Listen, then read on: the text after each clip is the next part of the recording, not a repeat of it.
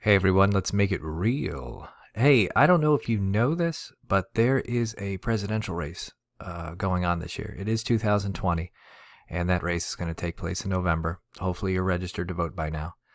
And I was going on the Wikipedia site about all the Democratic candidates who were running for president, and there were about a billion of them. And of those billion, there were only a handful of candidates who used to be governors of their state or were currently a governor of their state. So as you see here, you have Joe Biden is the presumptive nominee for the Democratic Party. And then you have Bernie Sanders and all of the others. And as you page down, okay, Deval Patrick was one.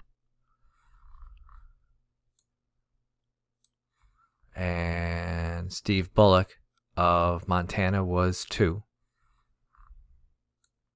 Our third one was Jay Inslee. And our fourth candidate who was running for president, who used to be governor, was John Hickenlooper.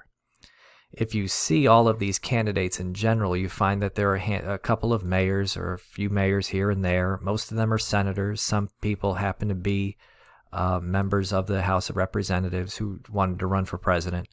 And I was just kind of surprised as to see how few governors decided to run this time around.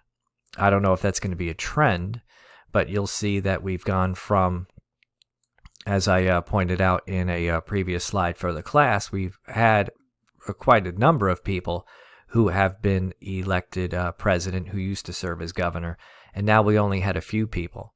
So I wonder what the change in the tide is when it comes to choosing a presidential nominee from being a governor in a previous life to, let's say, what we have now, someone who was a vice president, but their previous experience was a United States senator.